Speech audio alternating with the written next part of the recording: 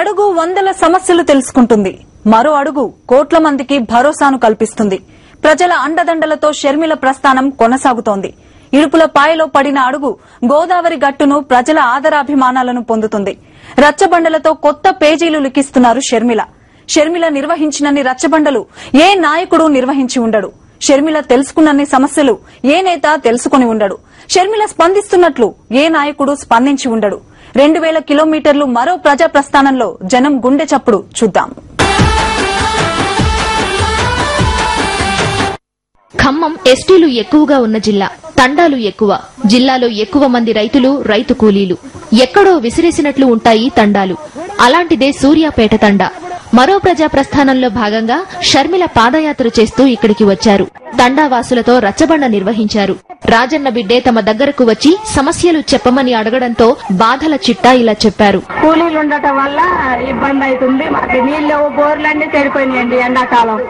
ఇప్పుడు ఒక పంపులు వస్తున్నాయి కానీ కరెంటు ఉంటే ఉండతుంది, లేకపోతే లేదు. డ్వాక్రా మహిళలకి పావుల వడ్డీలు అంటున్నారు. పావుల వడ్డీలు రావట్లేదు, రూపాయి వడ్డీ వస్తున్నారు. 2 రూపాయలు కూడా పడుతుంది లెక్కేస్తే, కానీ పావుల వడ్డీ కంటే ఎక్కువ పడుతుంది. అంతేనా? రైతులకు ఎవరికైనా వడ్డీ లేకుండా రుణాలు ఇచ్చారమ్మా. 1 సంవత్సరంలోనే కడితే అసలు వడ్డీ పడదంటున్నారు కదా.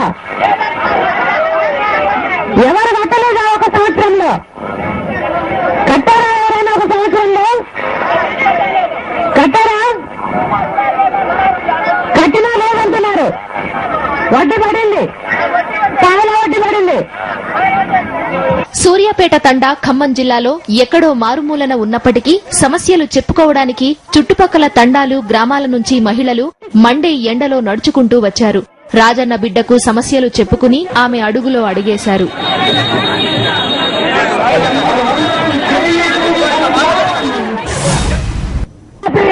చక్కెర ఉన్నప్పుడు రుణాలు మాఫీ చేసిండు, పాలరెడ్డి మహిళలకు ఇచ్చిండు. మేడం నాకు అందరికీ సౌకర్యం ఇచ్చిండు. ఇప్పుడు కిరణ్ కుమార్ వచ్చిన కానిచ్చి నాకు సౌకర్యం ఏం జరగటం లేదు.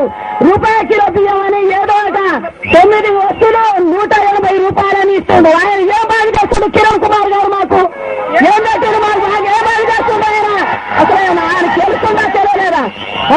గ్యాస్ పెరిగింది, ఇటు గ్యాస్ కరెంట్ పెరిగింది. మాకు ఒక ఇంటికి 400, 500, 1000 రూపాయలు దాకా వస్తుంది ఒక బల్బు చేయడం. దేవుడు ఎక్కడున్నా మన తోడే ఉంటాడని మనసారా కోరుతున్నాం. ప్రతి గుండెలో ప్రాణం పోతుంటే ప్రాణం ఇచ్చిండు. నువ్వు నడుస్తున్నావు అంటే నీ వెనక నేనున్నాను అని హామీ ఇచ్చిండు. అదే స్థానంలో మన జగనన్న రావాలని. గ్రామాలలో చదువులు మానేసి ఇళ్లలో కూర్చున్న పరిస్థితి. ఈ అమ్మాయి పేరు ప్రశాంతి. బీటెక్ చదువుతోంది. మండే ఎండలో మరో ప్రజా ప్రస్థానంలో నడిచింది. ఖమ్మం జిల్లా సత్తుపల్లి నియోజకవర్గంలోని గంగారంలో నిర్వహించిన రచ్చబండలో ఫీజు రియంబర్స్మెంట్ గురించి మాట్లాడింది. వైఎస్ఆర్ గారి హయాంలో ఉండగానే నేను బీటెక్ లో జాయిన్ అయ్యాను. 2 ఇయర్స్ నాకు రియంబర్స్మెంట్ ఆకుండా వచ్చింది. 3rd ఇయర్ వచ్చేసరికి రియంబర్స్మెంట్ చాలా కష్టంగా వస్తుంది.